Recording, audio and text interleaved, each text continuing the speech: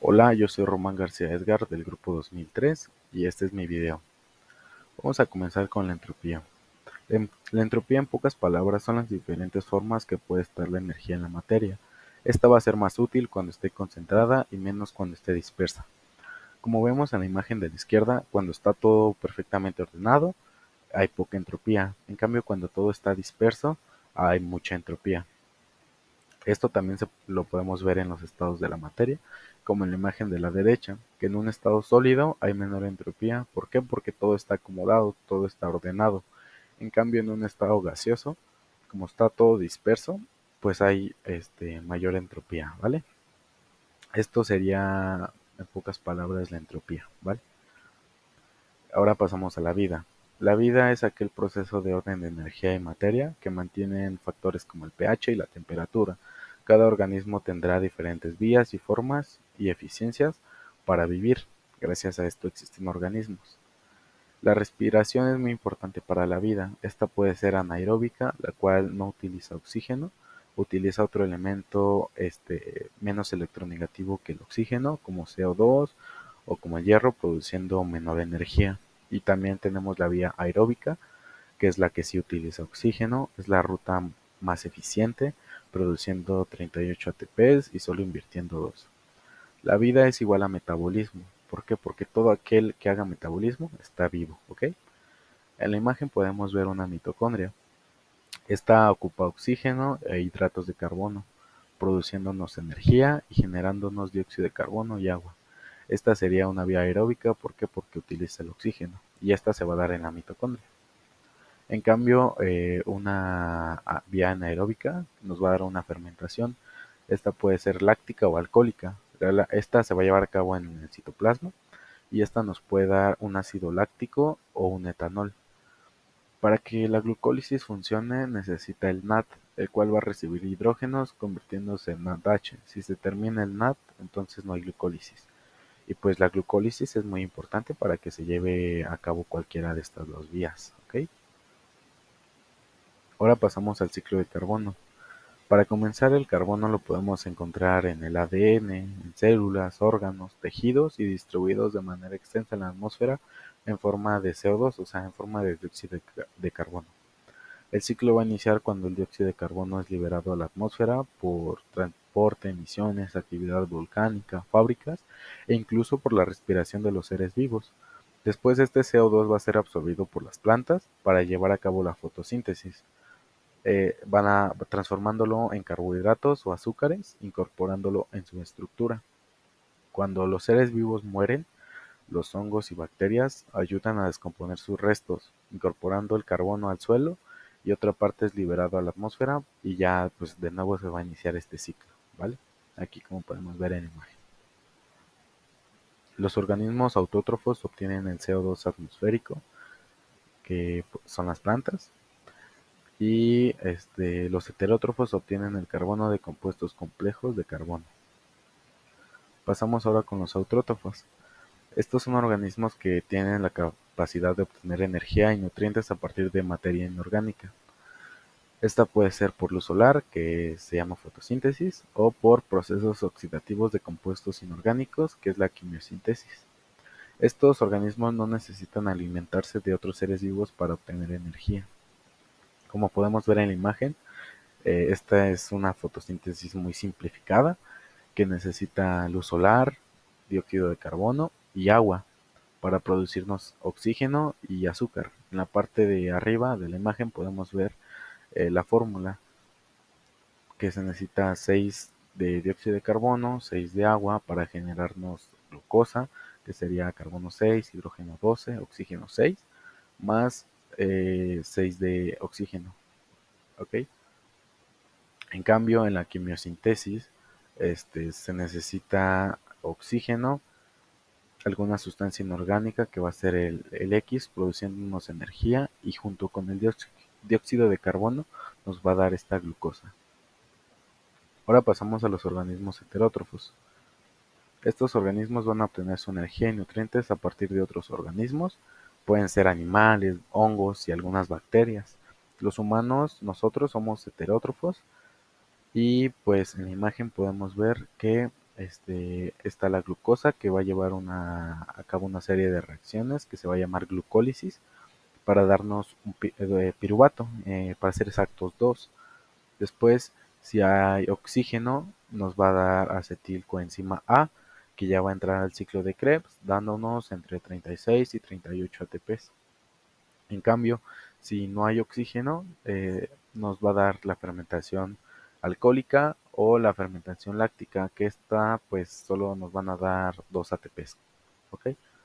La vía aeróbica es la que más es más eficiente. ¿Vale? Bien, ahora continuamos con las bacterias, las cuales son microorganismos procariontas de 0.5 a 5 micras de longitud aproximadamente, con diversas formas. No tienen núcleo definido ni organelos membranosos internos. Generalmente tienen una pared celular compuesta de peptidoglucano y algunos tienen sistemas de locomoción como el flagelo. La forma es definida por el citoesqueleto y la pared celular. Dicha forma define la capacidad de adhesión y de adquirir nutrientes. Las bacterias pueden anclarse a superficies y formar un agregado celular llamado biopelícula. Su membrana plasmática está compuesta de lípidos y tiene una pared hecha de peptidoglucano, como ya lo había comentado, que tiene aminoácidos D, lo cual le permite protegerse de D-peptidasas. La membrana tiene varias funciones. Sirve como barrera osmótica, transporte, síntesis de energía y estas membranas crean un gradiente entre el potencial eléctrico del exterior y el interior celular, lo que permite un transporte de electrones y producir ATP. Algunas pueden utilizar nitrógeno, azufre, oxígeno como elemento de aceptor final de electrones. Dependiendo de ello será el nivel de ATP que se produzca. En la imagen podemos ver pues la bacteria, cómo es la célula procarionta, cómo tiene sus partes, que va a tener unos ribosomas, un cuerpo de inclusión, un nucleoide donde se va a encontrar su ADN, una pared celular, una membrana plasmática y su citoplasma.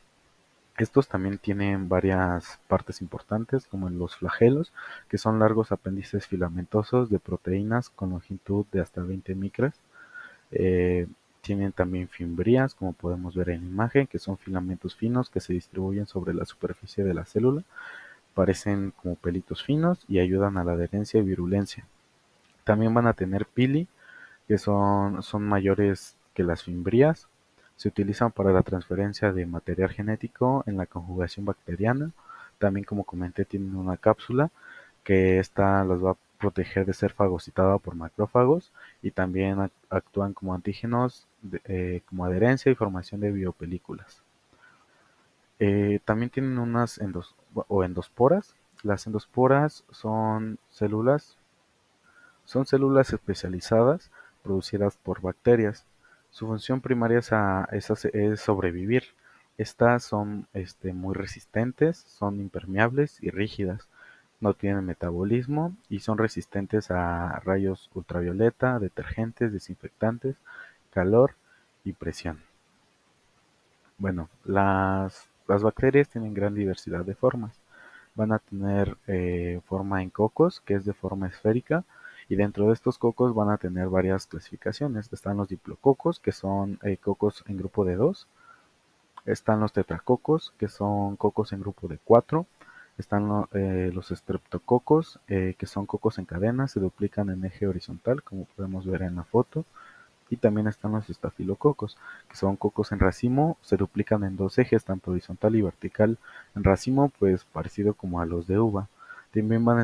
También tiene una forma de bacilo, y dentro de esto entra el cocobacilo, el bacilo, el diplobacilo, el estreptobacilo, y pues están las diferentes formas aquí en la imagen. También puede estar empalizada. También van a tener otras formas, como la forma helicoidal, van a tener una forma vibrio, que es ligeramente curvada, como arriñonada, la forma espirilo, que es en forma helicoidal rígida, y la forma espiroqueta, que es en forma de tirabuzón. También a las bacterias se les pueden clasificar como bacterias gram positivas y gram negativas. Las gram positivas van a ser aquellas que tienen una bicapa de fosfolípidos. Afuera va a estar la capa gruesa de peptidoglucanos y entre ellas un espacio periplasmático. Como podemos ver en la imagen, aquí está la membrana la capa de fosfolípidos, el espacio periplasmático, el peptidoglucano que está en el exterior, el ácido lipoteicoico y el ácido teicoico. ¿Por qué se les dice gram positivas? Bueno, la tinción de gram es especialmente violeta. Entonces, las bacterias que son gram positivas pues se van a teñir violeta, ya que pues al estar el peptidoglucano al exterior, pues eso va a permitir que la tinción tiña a estas bacterias. En cambio, las bacterias gram negativas tienen dos capas de fosfolípidos, una externa y una interna, y pues entre ellas está el peptidoglucano. Por lo tanto, pues va a ser más difícil que la tinción las tiña. Entonces estas van a ser de un color rosa. También vamos a encontrar fosfolípidos, polisacáridos, liposacáridos, proteínas. Pues esa es la diferencia entre estas dos. ¿Ok? Su metabolismo es muy variado y así se va a clasificar según el origen del carbono, que pueden ser heterótrofos, los cuales ocupan compuestos orgánicos, y los autótrofos, que ocupan el CO2 atmosférico. También se pueden clasificar según su fuente de energía, que pueden ser fotótrofos, que emplean la luz, y quiótrofos, que utilizan sustancias químicas, las cuales son oxidadas a expensas del oxígeno, que sería la respiración aerobia, y la de receptores de electrones, que sería la respiración anaerobia.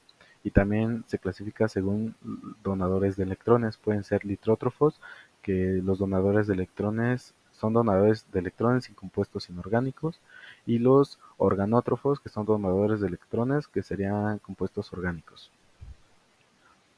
Ok, la reproducción ocurre por duplicación. Se obtienen células con información genética idéntica. Una bacteria gram positiva se divide cada 20 a 30 minutos y una gram negativa cada 15 a 20 minutos. Hay conjugación bacteriana, pueden intercambiar material genético por pilis llamado plásmido, y algunos pueden integrarse al cromosoma bacteriano y eso se llama episoma. Existe una curva de crecimiento bacteriano, la cual va a tener diferentes fases. Va a tener una fase de adaptación, que es un proceso de preparación. Hay un lento crecimiento, pero mucha síntesis de proteína. Hay una fase exponencial donde hay una tasa rápida hasta que los nutrientes se agotan. Una fase estacionaria donde se utilizan fuentes secundarias de energía o reservas de proteínas para intentar más nutrientes, y la muerte celular, que va a ser por falta de nutrientes, espacio o presencia de toxinas. El ADN de las bacterias se va a localizar en el nucleoide. Muchas de estas van a poseer ADN extracromosómico, también un ADN circular y cerrado, denominado plasmídico, por estar contenido en los plásmidos. Estos portan información génica para muchas funciones que no son esenciales para la célula en condiciones normales de crecimiento. También factores como rayos ultravioleta, toxinas, pueden provocar mutaciones. De las 16.000 especies conocidas de bacterias, solo 538 son patogénicas para el humano, cultivos o animales. Y el ARN pues desempeña funciones reguladoras, catalíticas y participa en la síntesis de proteínas. Bien, ahora hablaremos del Staphylococcus. El Staphylococcus es un grupo heterogéneo de bacterias, gram positivo, son inmóviles, anaeróbicas y crecen en un pH de 4.2 a 9.3, siendo el óptimo de 7 a 7.5. Crece también a una temperatura de 28 grados a 47 grados, pero su temperatura óptima es de 35 grados. Se va a dar en gran variedad de condiciones, no es un exigente nutricional, es residente en la piel, mucosas, narinas y se encuentra en el 25% de la población en forma asintomática. Esto es impresionante, ya que pues una parte de la población lo tiene, pero pues como no presenta síntomas ni signos, pues no saben que lo tienen hasta que se hacen un estudio, ¿sabes? La virulencia se controla por plásmidos. Así, si la densidad es baja, se promueve la adhesión y colonización. En cambio, si la densidad es alta, se va a promover la invasión tisular al producir enzimas y toxinas. Su crecimiento en vitro necesita sangre, ya que tiene proteínas y al grupo hemo. Este también tiene varias capas de envoltura que lo protegen y permiten su adherencia. Tiene una envoltura mucoide y de polisacáridos. Al intentar conseguir su nicho y nutrientes, la bacteria tiene que activar su parte de invasión, con la que produce una gran variedad de toxinas. Como podemos ver en las imágenes, Se puede ver aquí el Staphylococcus como en racimo de uvas, yo lo relaciono así. Y también del otro lado podemos ver cómo se tiñe de color violeta por la tinción de Gram. La estructura del Staphylococcus es muy importante, ya que contiene varias cosas. Contiene al peptidoglucano, que va a activar al sistema inmune, va a traer leucocitos y es sensible a la lisozima. Tiene la cápsula mucoide, que lo va a proteger de la fagocitosis, impide el paso de los antibióticos y también impide la unión del complemento C3. Tiene ácido láctico, coagulasa, ácido teicoico, catalasa, hemolicinas, toxinas gamma que van a dañar el músculo liso, la piel, los macrófagos y plaquetas. La toxina beta, que igual es surfactante, rompe la mielina, la leucocidina, que rompe las membranas de macrófagos y son polimorfonucleares, la toxina exfoliativa y una toxina del síndrome de shock tóxico, que es un superantígeno que va a activar potencialmente a los linfocitos y macrófagos para liberar cantidad excesiva de citoquinas inflamatorias, lo que va a provocar la vasodilatación. También contiene una proteína A que se va a unir a la porción Fc de los anticuerpos, haciendo inútiles a los anticuerpos. En la imagen podemos ver una representación donde está el Staphylococcus, donde está la bicapa de los fosfolípidos, la cápsula mucoide, que es la que la protege, la proteína y pues varias de sus estructuras con las que pues daña al ser que lo tiene, ¿sabes? El Staphylococcus aureus, que en español es estafilococo dorado, es el más patogénico de todos los estafilococos. Este igual es anaerobio, gram positivo, que va a crecer igual en racimo de uvas, es inmóvil y cada una de 3 personas lo tiene. Habita en mucosas y piel y muchas cepas son resistentes a la penicilina. En cultivos de sangre humana tiene aspecto amarillo dorado, por eso le pusieron este nombre, y se va a encontrar recubierto de una cápsula mucoide, la que va a incrementar su capacidad de adherencia, va a evitar su reconocimiento inmunológico y antifagocitario. Tiene catalasa que lo va a proteger del peróxido. Dicho peróxido es producido por neutrófilos o macrófagos. Tiene gran diversidad de enzimas y toxinas, por ello produce muchos síntomas y signos y tiene también muchas formas de destrucción a los tejidos. Se puede presentar por infecciones supurativas, que esta se va a dar por la presencia directa de la bacteria en un tejido. Puede dar un absceso, que es la acumulación de pus, usual en piel y mucosas. Puede generar un impéntigo, que es infección superficial de la piel. Esta va a ser más frecuente en niños y como aquí puse una imagen de un niño que pues lamentablemente tiene estafilococos, podemos ver que se le presentó en la nariz, alrededor de los labios, parte de los cachetes y pues es muy doloroso. Puede presentarse también como foliculitis, celulitis y endocarditis. Eh, Esta endocarditis puede diseminarse, puede ir a cualquier tejido como corazón, hueso, articulaciones y músculo. También se puede presentar por enfermedades mediadas por toxinas. Esta no se debe directamente a la pus o bacteria, se da por las toxinas de esta bacteria. Puede generar una dermatitis exfoliativa o también una intoxicación alimentaria. Algunas toxinas de Staphylococcus aureus son termoestables. ¿Qué quiere decir? Que aunque se haya cocinado la carne, los alimentos quedan con toxinas de esta bacteria. Entonces, pues estas se activan y son llamadas enterotoxinas. Pueden destruir los enterocitos del intestino, lo que disminuye la capacidad de absorber los alimentos, aumenta la osmolaridad en el intestino y hay diarrea grave. Cuando pasa esto, pues no se recomienda tomar antibiótico o algún medicamento, solo consumir agua hasta que pues la diarrea pase. También puede dar el síndrome de choque tóxico, que estas son intoxicaciones multisistémicas, donde algunas toxinas o proteínas antigénicas producen muchas interleucinas que provocan gran vasodilatación, lo que baja la presión y puede hasta haber muerte. Podemos ver Ya comenté la del niño, también del otro lado cómo se puede presentar el Staphylococcus. Continuamos con el Streptococcus, el cual va a ser una bacteria gram positiva, quiere decir que se va a teñir de color violeta. También Streptus quiere decir flexible, Coccus quiere decir grano o baya, va a crecer en un pH óptimo de 5.5 a 6.2 y en una temperatura óptima de 30 a 40 grados centígrados. Va a crecer en parejas o cadenas sobre un mismo eje, es una bacteria anaerobia, va a fermentar carbohidratos a ácido láctico, es muy buena exigente nutricional, necesita medios complejos enriquecidos con sangre o suero e incluso algunos necesitan dióxido de carbono. Es catalasa negativos y es impresionante que existan más de 100 especies. Podemos clasificar al Streptococcus según las propiedades serológicas y dentro de estas también se clasifican según su reacción con diferentes constituyentes del suero. Se va a tomar en cuenta los polisacáridos C de la pared celular, el cual es un antígeno específico. La pared celular está compuesta por una capa de peptidoglucano, dentro de la cual hay carbohidrato C y proteína M. Estos dos factores son antigénicos, es decir, que van a reaccionar con anticuerpos, y la proteína M, el cual es un factor antifagocitario, de adhesión y también de colonización.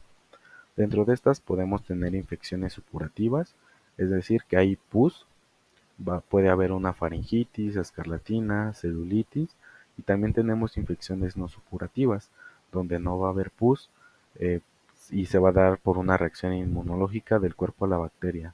Puede ser una fiebre reumática.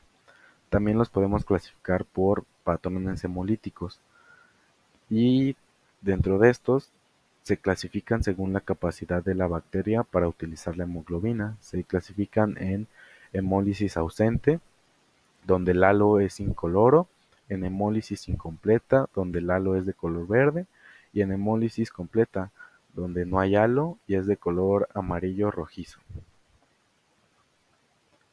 La estructura del Streptococcus es muy compleja. Este va a tener un ácido lipoteicoico, el cual se va a unir a ácidos grasos de fibronectina y va a dar una mayor adherencia. También tiene una proteína M que va a bloquear al C3b del complemento y se va a unir a fibrinógeno, lo cual va a activar a neutrófilos que van a liberar gran cantidad de enzimas, provocando un shock de mortalidad de hasta el 80%. También tiene C5A peptidasa, una pared de peptidoglucano, la cual se va a teñir, y una capa de ácido hialurónico, con el cual se va a cubrir para no ser detectado por el sistema inmune, ya que es igual que al que se utiliza en el cuerpo. También va a tener carbohidrato C y que va a variar mucho dentro de este. Podemos también tener Streptococcus pyogenes, el cual nos va a dar infecciones supurativas, es decir, donde hay pus. También tenemos a Streptococcus mitis.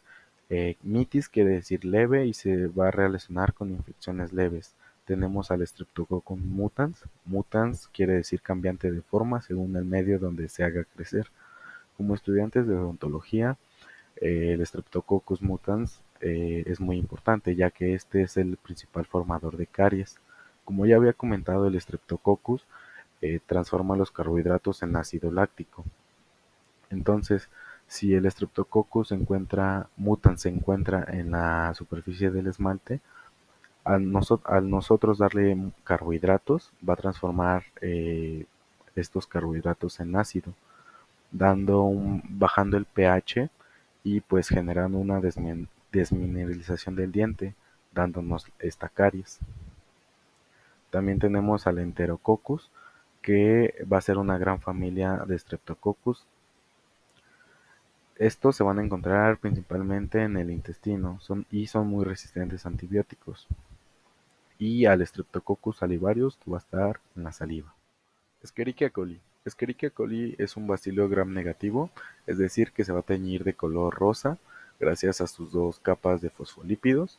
No es exigente en nutrientes, es oxidasa negativa, es un bacilo anaerobio, crece en temperatura óptima de 37 grados centígrados, son fímbricas, es decir, que son móviles, crece en agar macóncavo con un pH de 4.4, fermenta glucosa y lactosa, produciendo ácido y gas. Fue descrito por Theodore von Escherichia, un microbiólogo pediatra alemán en 1884, el cual estudiaba diarreas pediátricas. Es una bacteria comensal en la mayoría de mamíferos sanos. Se va a encontrar tras horas después del nacimiento. Es un organismo modelo muy utilizado en el laboratorio, ya que es poco exigente y crece muy rápido. El genoma de E. coli es altamente flexible, permite la movilidad de material genético por medio de transposones, bacteriófagos y plásmidos. Dentro de Escherichia coli vamos a encontrar varios tipos. La enteropatogénica, que al adherirse a los enterocitos del intestino provoca estructuras concentradas en actina, lo que altera el citoesqueleto, alterando la función normal del enterocito en la absorción y secreción de iones, provocando un aumento en la osmolaridad del lumen intestinal y por consecuente una diarrea. Tenemos la enterotoxigénica, que va a producir dos toxinas: enterotóxica resistente al calor y enterotóxica termolábil. Hablando acerca de la resistente al calor, esta toxina va a activar a la adenilciclasa, lo que va a aumentar el AMP cíclico intracelular, activando la proteína quinasa, que va a alterar los canales de calcio, va a impedir la secreción de calcio y la reabsorción de cloruro de sodio, aumentando las concentraciones de iones en la luz intestinal, provocando diarrea. Acerca de la termosensible, esta va a activar al receptor guanilciclasa.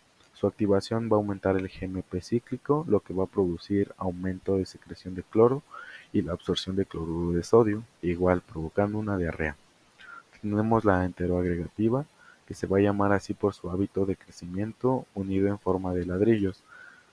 No invade, pero produce enterotoxinas que igualmente causan diarrea.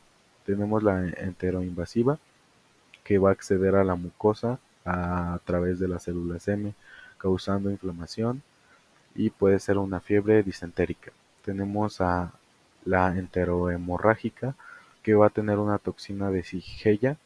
La toxina es liberada ante la lisis celular y los antibióticos, al destruir la bacteria, van a provocar la liberación de toxinas. Tenemos la E. coli extraintestinal, la cual va a causar infecciones en vías urinarias, sistema nervioso. Los lactobacilos son gram positivo, habitualmente son benignas e incluso necesarias. Van a producir ácido láctico, lo que va a hacer que su ambiente sea más ácido, inhibiendo a otras bacterias. Son anaerobias, acidogénicas, acidofílicas, no van a requerir hierro y van a obtener su energía por fermentación de carbohidratos. Van a tolerar el peróxido de hidrógeno, no tienen cadena respiratoria y crecen en un pH óptimo de 4 a 5 y en una temperatura óptima de 30 a 40 grados centígrados. También son inmóviles y van a crecer en parejas o empalizadas. Tienen poca adherencia y son sensibles a la penicilina y a aminoglucósidos. Está relacionado con la endocarditis en pacientes con riesgos cardíacos después de un proceso dental. Su metabolismo es oxidativo y fermentativo y se va a clasificar en heterofermentativas, que van a producir ácidos a partir de ácido acético, y en homofermentativas, que van a producir solo un ácido, usualmente el acético.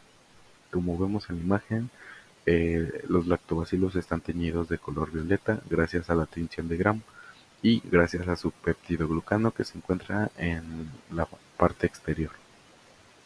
La superficie de la luz intestinal acumula 100 billones de microorganismos. Posiblemente en la evolución humana, bueno, esto como dato curioso, en la evolución humana se fue adaptando a dosis elevadas de bacterias acidolácticas vivas. En los países industrializados durante el siglo XX se dejó de ingerir alimentos fermentados, condicionando problemas gastrointestinales e inmunológicos. Y los probióticos, bueno, los lactobacilos se usan mucho como productos que contienen cepas de microorganismos viables en cantidad suficiente para alterar la microbiota. El prebiótico son ingredientes no digeribles que son beneficiosos para estimular el crecimiento selectivo de un número de especies, y los simbióticos van a ser productos que contienen prebióticos y probióticos para obtener su energía. El treponema. El treponema va a tener forma de tirabuzón, va a tener cuerpos flexibles y va a ser gram negativa. Esta no es cultivable, va a ser anaeróbica y no, por lo tanto no va a tener ciclo de Krebs. Su metabolismo va a depender del hospedero, este es muy sensible al oxígeno y a temperaturas, y pues no tiene catalasas que lo protejan del oxígeno. Este es resistente a la fagocitosis y se va a adherir a la fibronectina. Existe el Treponema pallidum, que es el causante de sífilis. Este se creó originario en América, no es muy contagiosa, pero sí hay 30% de posibilidades de que en un acto sexual se contagie mediante una persona infectada. Puede persistir por años y pues si hay un embarazo, si hay transferencia al feto. Este va a tener tres etapas: la inicial o primaria, que son lesiones de chancro en 10 a 14 días después del contacto. También existe pápulas indoloras con bordes elevados que en 2 meses se curan. Luego tenemos la segunda fase, que es la expansión de la infección. Hay lesiones cutáneas por todo el cuerpo, pseudogripe, dolor en la garganta y fiebre. Y ya por último tenemos la tercera fase o de latencia, que es ya una infección crónica sintomática. Hay neurosífilis, hay destrucción total de destrucción de los tejidos. Es muy poco probable que esta pase a tercera fase, pero sí puede pasar. El tratamiento se da con penicilina o benzatina. Bacteria Neisseria. Son comensales en boca, son diplococos gram negativas que están arriñonadas enfrentadas por caras cóncavas, son poco resistentes al ambiente y son de nutrición exigente. Crecen en un pH entre 7.2 a 7.6 y en una temperatura entre 35 a 37 grados centígrados. Hay 29 especies, la mayoría de estas no son patógenas, pero en cambio hay dos que sí, la gonorrea y la meningitidis. También son catalasa positiva, que fueron identificadas por Albert Neisser en 1879. Tienen pili, lo que le permite una mayor adherencia y transferencia de ADN. Tienen porinas, que componen el 60% de la membrana, y algo de recalcar es que va a provocar la desgranulación de neutrófilos y la citotoxicidad celular. También tiene una proteína OPA, lo que le va a permitir la unión celular. Esta también va a necesitar hierro y pues no tiene cápsula ni esporas. Va a ser aeróbica, es decir que va a utilizar el oxígeno. Tenemos la Neisseria gonorrhoea, que es el mator prevalente entre 15 a 24 años. Esta se va a dar por una transmisión sexual. Hay 50% de probabilidad de contagio en un contacto sexual para la mujer y en un hombre hay un 20%. Después de 2 a 5 días de contacto sexual hay exudado purulento, tisuria, epidermitis, prostatitis y enfermedad pélvica inflamatoria. Y hay más riesgos si la mujer tiene el DIU, pero lo bueno es que se puede tratar con penicilina. Lo malo es que en 2010 se reportó 27% de resistencia a esta, entonces mejor se recomienda ceftriaxona, acitromicina, doxiciclina y pues si la infección es crónica puede ocasionar esterilidad. La Neisseria meningitidis va a ingresar por la nasofaringe, va a provocar pseudogripe y también va a acceder por las meninges ocasionando meningitis cerebroespinal de 2 a 100%. Hay mayor incidencia en niños menores de 5 años, donde se va a presentar una rigidez en la nuca, dolor de cabeza, mareos, vómitos, hipertermia, septicemia, artritis y tiene una mortalidad hasta del 25%. Lo bueno es que hay vacuna. Continuamos con la bacteria Actinomyces, el cual son bacilos que va a pertenecer al género de bacterias definido por Marx en 1877. Estas van a ser gram positivo, son inmóviles y de crecimiento lento. Estas también van a causar infecciones crónicas. No es un hongo, pero sí forman filamentos parecidos a los de los hongos, y existen 50 especies. Se encuentran en vías respiratorias superiores, aparato digestivo, aparato genital, y no es usual en la piel, además de que tiene baja virulencia. A veces, algo de recalcar es que a veces su diagnóstico se puede confundir con la neoplasia. Se puede presentar también en área pélvica, vaginal, sistema nervioso central y también puede estar relacionado con el uso del DIU. Esta va a ser sensible a la penicilina, pero resistente al metronidazol. Su tratamiento debe de hacerse por un mes. Lo bueno es que no va a producir toxinas, pero sí eh, va a dificultar el antibiótico para llegar al conglomerado. Al ser agregados bacterianos, van a ser más difíciles de fagocitar, van a producir un ácido y gracias a esto tienen actividad osteoclástica y compite por los nutrientes de las células. Además, van a crecer en lugares de baja tensión de oxígeno, como el círculo gingival, bolsas periodontales, cálculo, y lo importante es que puede hacer sinergia con otras bacterias, es decir, que se puede unir con otras bacterias. Tenemos varias especies, las más usuales son la Actinomyces israelí, la cual se va a localizar en la cavidad oral, pero esta va a residir normalmente en las grietas entre los dientes, las encías, amígdalas y en las membranas mucosas que recubren los intestinos y vagina. También tenemos al Actinomyces odontolyticus, el cual se va a localizar también en la microbiota oral. También tenemos al Actinomyces viscosus, que de igual manera se va a localizar en la cavidad oral. Y pues por último tenemos al Actinomyces naeslundi, que de igual manera se puede localizar en la cavidad oral y también se relaciona con la enfermedad periodontal y las caries y en algunas mujeres que sufren de vaginosis bacteriana.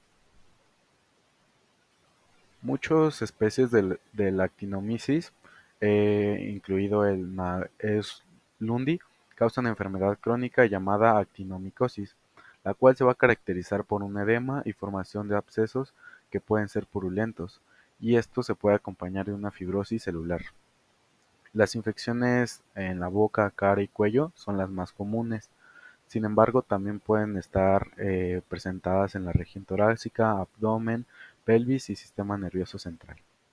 La rickettsia. La rickettsia son bacterias muy pequeñas que van a ser gram negativas con muy poco peptidoglucano. Estas no tienen muchas rutas metabólicas como la glucólisis, lo que hace que sean intracelulares obligatorias. Como podemos ver en la imagen, aquí está unas células, las cuales, bueno, esta es un núcleo, y pues dentro de esta está la rickettsia. No se pueden hacer crecer en cultivos y genéticamente son muy parecidas a las mitocondrias. Son transmitidas por ácaros, garrapatas, pulgas y piojos.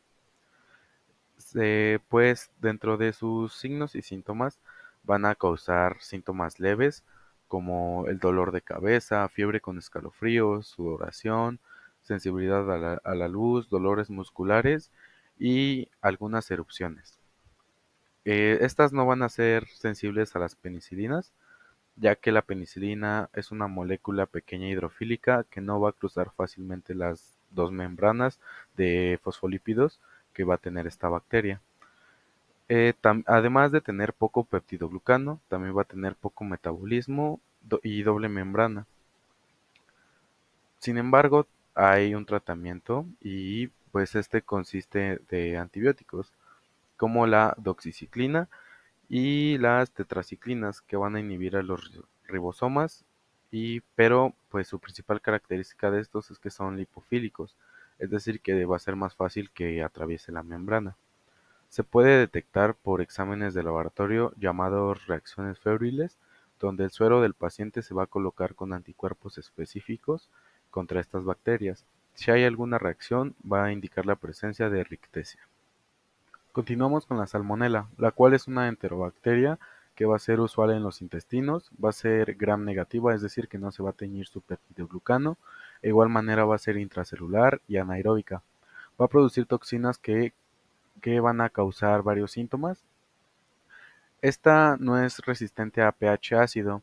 Si hay, en cambio, puede haber un gran problema si en el estómago hay un pH más básico por el omeprazol o por alimentos que son básicos.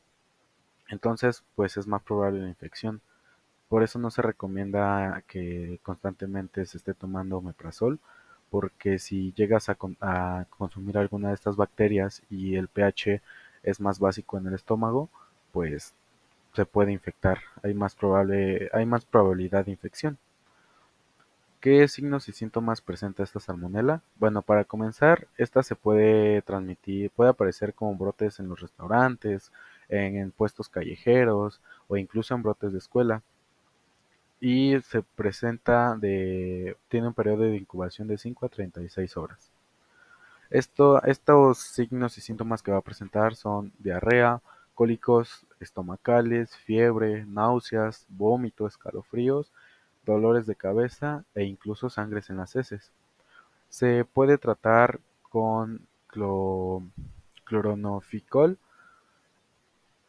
ciprofloxacino, acitromicina o ceftriaxona. Y pues esta es durante varios días o incluso hay veces que pues solo se necesita tomar agua y no estar deshidratado, porque si hay una constante diarrea pues va a haber una deshidratación en el cuerpo que es muy dañina, entonces por eso se recomienda estar bien hidratado. Esta se puede detectar por cultivo o reacciones febriles y que puede tardar entre 3 días. La Pseudomonas aeruginosa. Esta es otra bacteria gram negativa que de igual manera no se va a teñir su peptidoglucano, es aeróbica, tiene una movilidad unipolar y es oportunista. Va a producir gran variedad de toxinas y también produce un biofilm. Es muy exigente nutritivamente y usualmente se cree que crece en la tierra. Esta va a infectar pulmones, heridas, vías urinarias y puede causar hasta muerte en 7 días. Además de estos síntomas, puede presentar fiebre, pérdida auditiva, inflamación de los tejidos que rodean el oído infectado, un fuerte dolor de oído, una secreción maloliente de la oreja e incluso daño neurológico. Esta puede tratarse con antibiótico como ceftriaxona o ciprofloxacina, los cuales son los más eficaces. Ya por último, la bacteria que vamos a ver es Clostridium difficile, la cual es un bacilo gram positivo, es decir, que se va a teñir su peptidoglucano, va a ser móvil y va a formar esporas, además de ser anaeróbica estricta. Va a ser parte de la microbiota intestinal y va a ser comensal usual en el intestino. Va a ser difícil de crecer en vitro y es decir que va a crecer lentamente. Esta va a producir dos toxinas, una toxina A que es una enterotoxina que va a producir hemorragias y necrosis, y una toxina B que es una citotoxina que va a despolimerizar la actina y se va a perder el citoesqueleto celular. Además, va a tener una hialuronidasa que va a ser una enzima que facilita la infección. Va a presentarse unos signos y síntomas como la diarrea, cólicos y dolor abdominal, sangre o pus en las heces, hipersensibilidad en el abdomen, inflamación del abdomen, fiebre, náuseas y vómito. Esta se va a transmitir de persona a persona y va a ser resistente a la mayoría de antibióticos, pero va a ser sensible a metronidazol y vancomicina, que van a ayudar a contrarrestar los signos y síntomas de esta bacteria. Ahora continuamos con los virus y los hongos. Pasamos con el virus del papiloma humano o VPH, el cual fue descubierto por Harald zur Hausen, que lo identificó como causa principal del cáncer cervical en 1980. Papiloma, ¿qué quiere decir papiloma? Papiloma es la formación patológica constituida por tejido epitelial hipertrofiado como papilas. Por eso es muy fácil de recordar este virus porque son los que van a formar papilas. Los virus son partículas pequeñas icosaédricas sin envoltura. Cada virón contiene entre 72 capsómeros y cada uno con proteínas de cápside llamada L1 y L2, los cuales tienen niveles bajos de antígenos. Además tienen ADN circular de doble hebra. Se van a replicar en núcleos de células epiteliales escamosas. Hay 100 subtipos, la variante principal es la L1. Va a producir infecciones líticas, crónicas y latentes y transformadoras de la célula hospedadora. Va a codificar proteínas que estimulan la proliferación celular para facilitar la replicación vírica. Va a haber una prevalencia en cabeza y cuello de 26 al 36%. Se va a relacionar, se va a clasificar, perdón, en cutáneos, mucosos y según su patogenia de riesgo oncológico en alto y bajo riesgo. El de bajo riesgo solo va a causar verrugas alrededor de los genitales, en el ano, la boca o la garganta. El VPH de alto riesgo puede causar varios tipos de cáncer, un cáncer de cuello uterino, un cáncer del ano, algunos tipos de cáncer de boca y garganta, un cáncer de válvula, un cáncer de vagina o cáncer de pene. La mayoría de las infecciones por VPH desaparecen por sí solas y no causan cáncer, pero a veces las infecciones duran más. Cuando la infección por VPH de alto riesgo dura muchos años, puede provocar cambios en las células. Si estos cambios no se tratan, puede empeorar con el tiempo y convertirse en cáncer. El VPH va a expresar varios genes de expresión temprana E1 a E8, los cuales se van a encargar de la replicación del genoma vírico por el metabolismo celular. Estos se van a replicar de 50 a 100 veces afuera del núcleo. Y los genes de expresión tardía, L1 y L2, que se van a expresar en la capa superior celular, ya diferenciada, el queratinocito, y se va a replicar en el núcleo celular. Además, hay que destacar algunas proteínas relevantes. La E6, la cual va a inhibir la expresión de P53, la E7, que induce a la replicación celular, y la E5, que va a estabilizar el factor de crecimiento epidérmico, lo cual lo hace más sensible al crecimiento. A nivel global, es la infección de transmisión sexual más viral. Se cree que a los 50 años el 80% de mujeres tienen VPH genital y 75% de la población se va a infectar. Su prevalencia es del 14 al 90% en mujeres de 20 a 24 años. La prevalencia baja con el tiempo a 15% de alto riesgo. La mayoría de las infecciones son temporales. Como dije, algunas van a desaparecer al año, 90% en 2 años y un 10% puede evolucionar a cáncer durante 15 a 20 años. Dentro de los VPH de alto riesgo existen números. Estos pueden ser 16, 18, 33, 35, 39, 45, 51, 52, 56, 58, 59, 68 y 82. Dentro del VPH de bajo riesgo está el número 6, 11, 40, 42, 43, 54, 61, 72, 73 y 81. Algunos factores de riesgo puede ser el inicio de actividad sexual temprana, el número de parejas sexuales, hay posibilidades de 20% por cada pareja, el tabaquismo, la inmunosupresión y la diabetes. Para los métodos de diagnóstico existe un test cervical llamado Papa Nicolau, en sus abreviaturas PAP, que va a detectar células anormales que desaparecen como manchas blancas, que aparecen, perdón, como manchas blancas con ácido acético. Es efectivo un 70%. Se recomienda no más de 3 años después de la primera relación sexual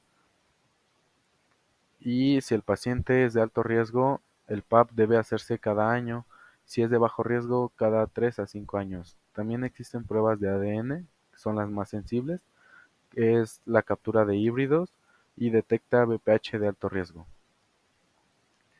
También existen algunas vacunas para erradicar o para contrarrestar el VPH. Está la vacuna Merck, que esta vacuna se recomienda antes de comenzar la vida sexual, aunque hay beneficios en la aplicación a toda la población.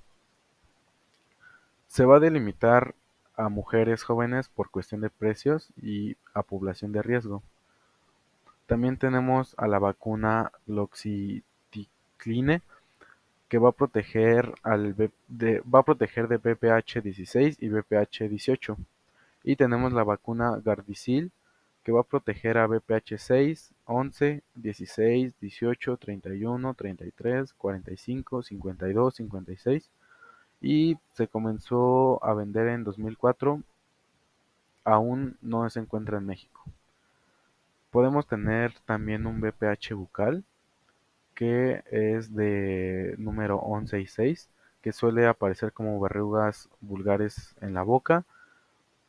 Hay una hiperplasia epitelial bucal una leucoplasia y un carcinoma escamocelular. Continuamos con el herpes. Herpes significa reptar. Va a ser una familia de virus que pueden desarrollar ampollas acuosas en piel y membranas. Va a variar mucho su intensidad desde asintomática a muy dolorosa. Son neurotrópicos y neuroinvasivos. En estado latente se va a encontrar en los cuerpos celulares neuronales, donde no puede ser detectado por el sistema inmune. Casi no se va a replicar, así pasa sin ser detectado por el complejo mayor de histocompatibilidad 1. El virus que reside en el cuerpo celular neuronal, bueno, como dije, va a residir aquí, va a viajar por el acción para pasar a la piel para poder infectar a otro anfitrión. Cuando existe un estrés metabólico, hace que el virus se active, ya que va a estar en peligro su supervivencia. Y pues así así puede afectar a las neuronas y activar polarizaciones neuronales provocando dolor. Después de de la infección inicial, algunas personas tienen episodios esporádicos. La estructura del virus del herpes va a tener un ADN lineal bicateriano rodeado por una cápside icosaédrica envuelta en una bicapa llamada envoltura. En esta envoltura hay glucoproteínas que se unen a la membrana celular y al sulfato de parán y glicoproteína D. Una vez que el ADN, bueno, esta ingresa a la célula, el ADN va a entrar al núcleo celular. Además, hay que recalcar que el virus herpes va a inhibir la presentación de antígeno MHC y así se va a inhibir la función citotóxica del CD8. MHC es complejo de histocompatibilidad. Además, las proteínas tempranas del virus van a inhibir la síntesis de proteínas del huésped. Otras proteínas tardías van a formar la cápside. Como dato curioso, se cree que el virus del herpes se originó en África hace 760.000 años y se ha relacionado con el Alzheimer y va a aumentar el riesgo de demencia entre 2.56 veces. Esta se va a transmitir por secreciones y contacto íntimo, puede causar fiebre, molestia, mialgias, adenitis y puede haber un pródromo. Para Dentro de la familia del herpes vamos a encontrar el herpes humano 8, que se va a relacionar con el sarcoma de Kaposi, el herpes tipo 1, que va a ser predominante oral y se va a transmitir por la saliva, cepillos y 90% de la población lo tiene o lo ha tenido. Este es muy frecuente en dentistas antes del uso de guantes en 1985. Tenemos el herpes tipo 2, que es predominante genital, 25% de la población lo tiene, es más antigénica que el tipo 1, tarda de 3 a 4 meses para infectar y también se ha encontrado tipo 1 en genitales y tipo 2 en boca. No hay cura ni vacuna, puede afectar a los ojos, faringe y oído y se han hecho vacunas experimentales que no han tenido algún éxito. Y tenemos el herpes zóster. Esta va a ser la reactivación del virus varicela zoster. Va a producir pequeñas ampollas dolorosas, puede provocar parálisis, infecciones bacterianas, neuralgias, tiene una incidencia de 5 por cada 1000 personas y bueno, eh, para bien hay vacuna con una eficacia del 90% y se recomienda en personas mayores a 50 años. Bueno, el herpes zóster, si de pequeños nos dio o les dio varicela, pues este herpes puede activar este virus de la varicela, pero esta se va a presentar con mayores signos y síntomas.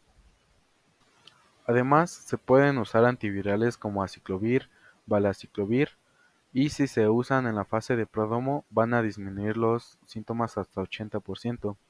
También la utilidad de crema antiviral solo es en 10% en la disminución de síntomas, entonces no se recomienda que se use la crema, sino mejor antivirales.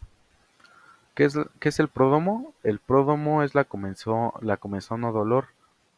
Después este pródromo, si no se trata con antivirales, en 1 o 2 semanas va a formar una vesícula transparente. Después de también de 1 a 2 semanas la vesícula se va a romper dejando una úlcera y ya pues la cicatriz, la costra va a dejar una cicatriz. VIH. VIH quiere decir virus de la inmunodeficiencia humana. Se cree que 38 millones de personas viven con VIH y se ha determinado que el VIH es una mutación del virus de inmunodeficiencia en simios, que se transmitió en humanos en 1910 en África. Fue reconocida hasta 1981 en Estados Unidos y se identificó en un grupo de hombres homosexuales. Los primeros síntomas en la infección aguda eran parecidos a los de la gripe: tos, dolor de cabeza, dolor de garganta. En otra etapa hay una disminución de células CD4 del linfocito CD4, hay infecciones oportunistas, manchas de color rosáceo y de ahí su nombre por la prensa, la peste rosa. Luego, en la otra etapa se le daría el nombre de síndrome de inmunodeficiencia adquirida o SIDA. Era más usual en los homosexuales, ya que la mucosa del ano es muy delgada, por lo que permite la entrada de este virus. Es un poco menor contagiosa en relaciones heterosexuales. La incidencia ha aumentado desde los años 2000, ya que muchos jóvenes no tienen presente la posibilidad de esta infección o simplemente no ocupan un método anticonceptivo como el condón. En México la prevalencia es de 0.1 a 0.5, muy baja. En Estados Unidos es de 0.5 a 1%, en Rusia es del 1% al 2% y en África es del 5 al 10%, siendo África el país que se contagia más. Se transmite por actividad sexual desprotegida, compartir agujas, de madre a hijo, por una transfusión de sangre, y no es posible que se transmita por mosquitos. A nosotros nos importa porque pues nosotros al anestesiar o simplemente en la actividad odontológica ocupamos agujas. Entonces es muy importante cuidarnos y siempre protegernos. A los infectados se les llama cero positivo o VIH positivo, y a los no infectados se les llama cero negativos o VIH negativos. Además, se va a diagnosticar por PCR y por anticuerpos. Otra cosa que no debemos dejar de pasar son los números de células CD4 o linfocitos CD4. Cuando es menor a 200 hay que preocuparse. Y a nivel global, el 70% de personas reciben tratamiento. Algo que se descubrió es que existe la resistencia natural al VIH. Esto es muy bajo, es de 1 en cada 200 personas y se da por una mutación en el receptor CCR5. Hay una mayor prevalencia en mujeres de casa de bajos recursos con alguna pareja. También hay prevalencia en profesionales de la salud y también hay casos donde se ha hecho una transfusión de sangre. No se transmite por un contacto casual como las manos, los abrazos, la tos, los insectos, el agua.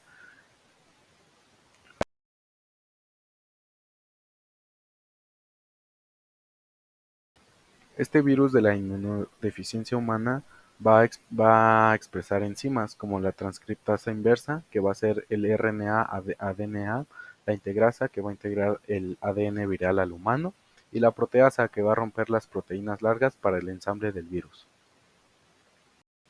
Esta enzima de transcriptasa inversa hace muchos errores, por lo que el virus se tiene que replicar mucho, y hay inestabilidad genética, lo que genera y receptor para CCR5, pero que al infectarse, el complejo mayor de histocompatibilidad 1 va a expresar antígenos del virus. Esto provoca que CD8, que es el linfocito citotóxico, destruya CD4. Entonces, entre más infecta el CD4 y se active el complejo mayor de histocompatibilidad, el CD8 va a empezar a destruir los CD4.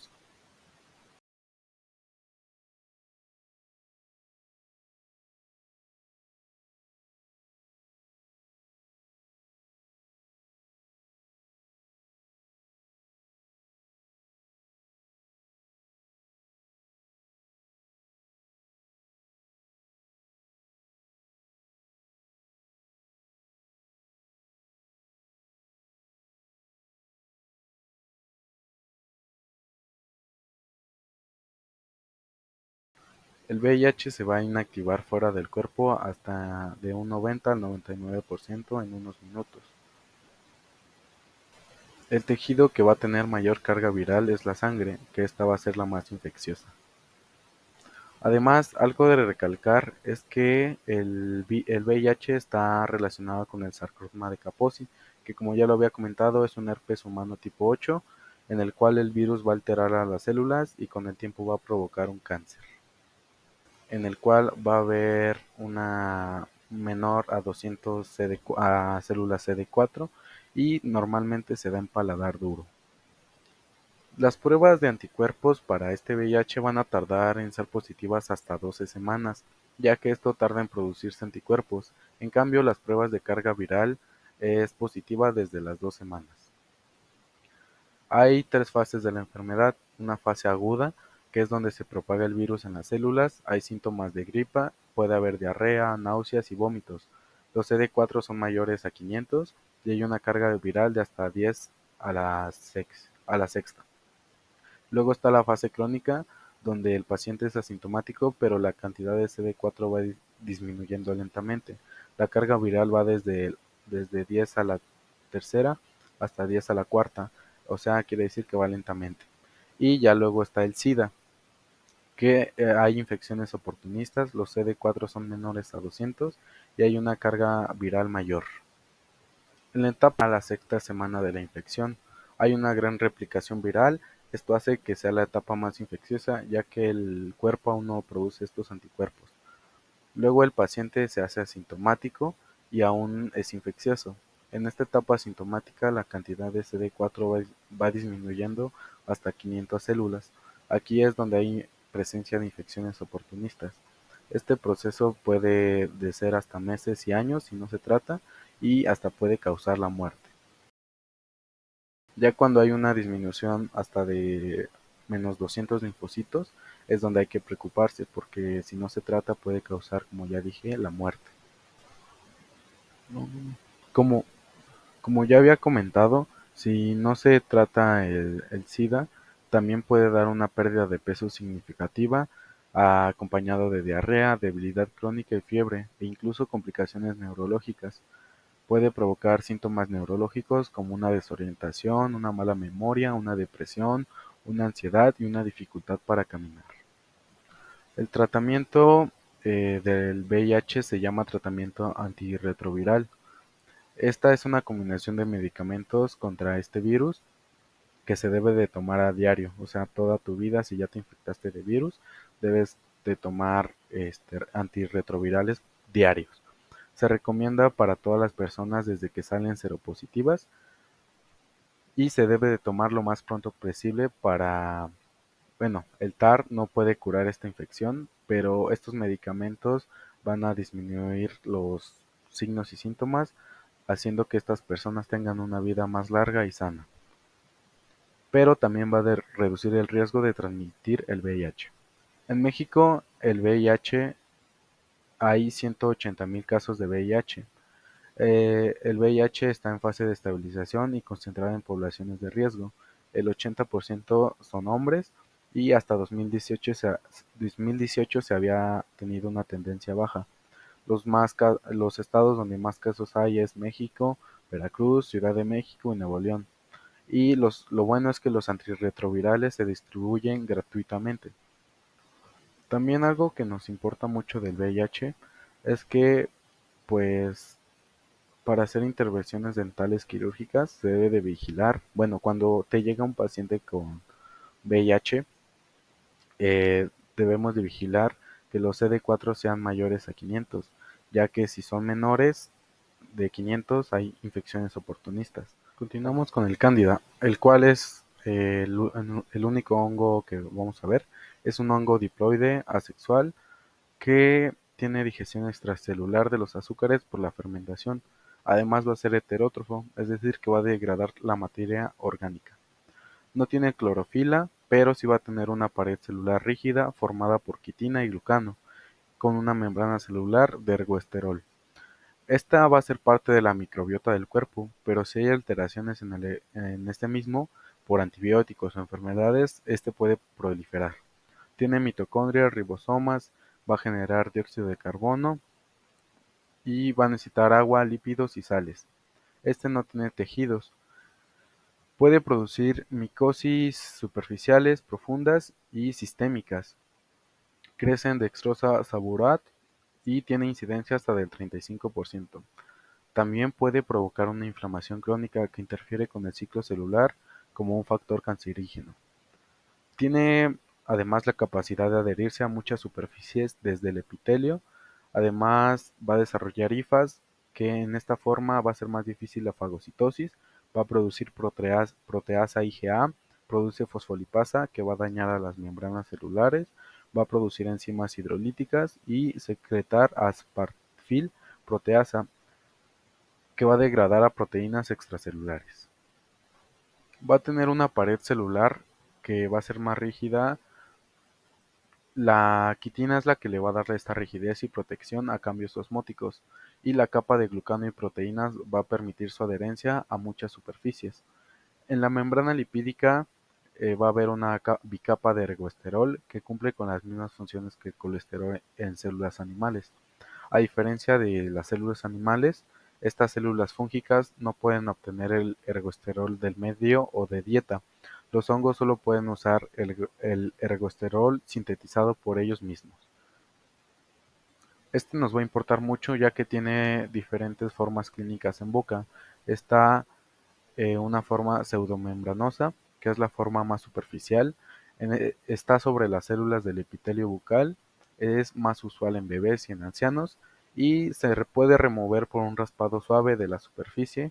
Por debajo puede haber eritemas y una inflamación aguda. Y también tenemos la candidiasis eritematosa aguda. Esta tiene presencia de zonas enrojecidas dolorosas en la mucosa oral. Hay mayor invasión en el tejido, lo que provoca una mayor inflamación y dolor. No existe una capa blanca, no va a ser superficial y pues no se puede retirar o raspar. Si el color y la forma es heterogénea, es más posible que sea cáncer. La cándida también es un hongo que nos va a importar a nosotros como odontólogos. Si existe una presencia de cándida bucal, esta se debe de investigar cuál es el factor que provoca este cambio en la microbiota. Y como fármaco, la primera elección que tendríamos es la anistatina, el cual va a inhibir la síntesis del ergosterol. También el uso de detergentes fuertes, antibióticos, desinfectantes provoca un cambio en la microbiota, disminuyendo los lactobacilos que mantienen el pH ácido. Este pH ácido va a regular el crecimiento de la cándida.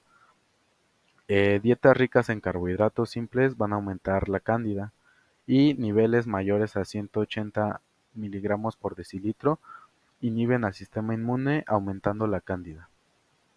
Y de igual manera la terapia de reemplazo hormonal va a aumentar este hongo. Como ya dije, la primera elección sería la anistatina, pero también podemos dar clotrimazol y medicamentos antimicóticos tomados en píldoras o jarabes. Además, la infección persona a persona no es común, es muy rara, ya que pues la mayoría de las personas tiene cándida, pero está regulada. Bueno, esto sería todo de mi parte, profesor. Espero que me haya entendido. Yo sé que me trababa en algunas partes. La verdad sí fue algo complicado grabar esto para mí, ya que pues desde pandemia no lo hacía, pero pues yo creo que son cosas que debo de ir mejorando y pues le agradezco su comprensión y su atención. Hasta luego.